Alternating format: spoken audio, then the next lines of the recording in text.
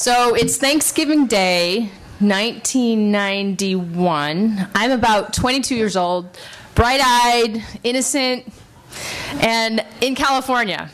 And I had just spent the week in Big Sur. So Big Sur is a theme here in California's is a theme. And I'm in Big Sur hiking, backpacking with a friend of mine. I had been working in an environmental education center in California, and we decided to go backpacking with the plan on Thanksgiving to come out of the woods, where we would make our way up to San Francisco, where my brother was having a Thanksgiving party. Turkey, people, friends, warmth, a fireplace, everything. And we're in the woods. And on Wednesday night, my friend says, you know what? I feel like continuing hiking. I'm not going to go out with you. I'm like, wait a second. I really need to get to my brother's house for Thanksgiving dinner. I mean, it's like, I really need to get to San Francisco. She's like, you know, it's just so beautiful here. I'm going to keep hiking. So at that moment, I'm like, all right. I'm on my own, and she agrees to get up with me at 4 a.m., and the plan now is that I'm going to have to hitchhike. She was my ride, see, she had the car and everything.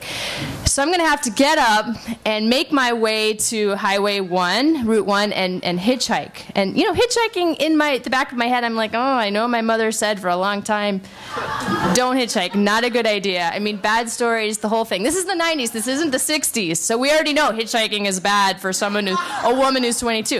But I'm like, I really need to go to that Thanksgiving dinner that my brother is hosting. So I say, all right, I put the blinders on, and we get up. It's 4 a.m., the moon's still out, and we have to hike 8 miles. And 8 miles is actually a whole day's hike sometimes. It's not a short hike.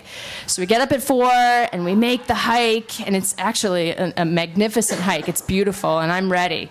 And we get down to the road. She keeps hiking, and I'm there on the road, scruffy with my frame backpack, my external frame backpack, and I'm on the road. I'm like, okay, my eyebrows are up, and I'm, innocent, and I'm like, okay.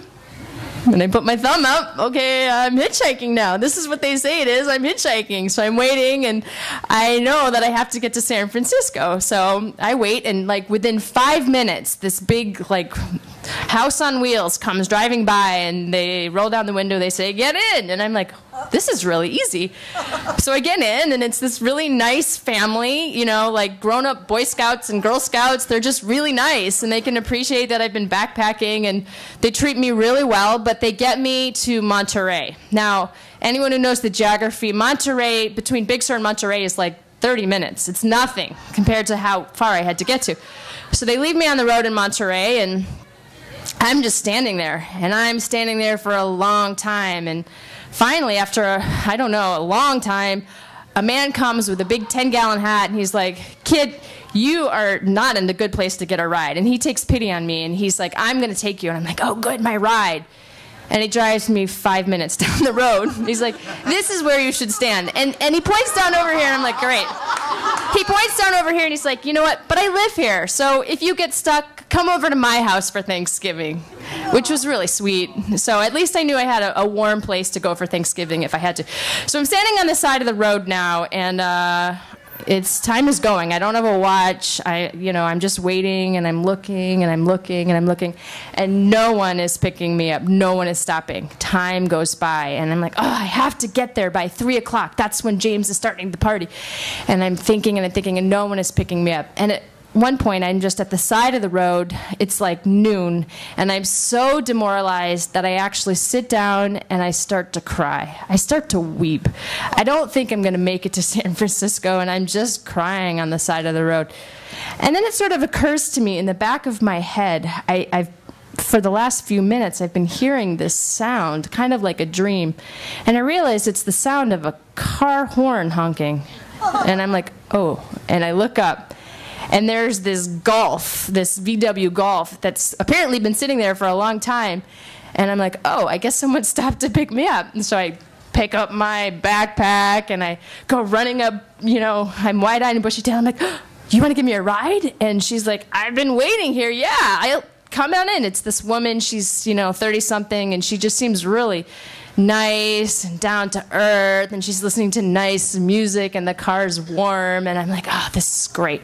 And I tell her I'm going to San Francisco, and we have good conversation. I feel safe. It's not this, there's some lunatics on the road. She is not a lunatic. She's got a nice Golf VW, and she's nice. And so I'm in there driving with her, and she's like, well, there's one problem. The road splits here, and if I go this way, I would take you to San Francisco. I go this way, it would be to the East Bay. And I'm like, I'm not going to the East Bay. So I'm going to San Francisco. I'm like, I guess you're going to have to let me off right here. So she lets me off literally right there. And the highway goes in two directions, several lanes this way, several lanes this way. I'm in the middle, and I'm stuck, and I'm really stuck, and I'm like, I don't know what I'm going to do because I can't cross the highway. It's like lanes in every direction. So then a cop car pulls up on the other side of the highway, and they start yelling in a bullhorn, get off the road. And I'm like, I can't, I'm stuck. And then another one comes behind me and says, get off the road. I'm like stuck. There are 3 cop cars now yelling at me from every direction with bullhorns, get off the road. I don't know what I'm going to do. And I'm like, I can't cross the highway, and I'm shrugging my shoulders. I'm just an innocent kid. And then this is like going on for 20 minutes. This pickup truck comes. They stop the car, open up the door, and the guy says, want to ride? And I'm like, uh-huh. So I go in, and I look back at the cop, and I say, I'm going to take this ride. And then I hear in the bullhorn, that would be in everybody's best interest.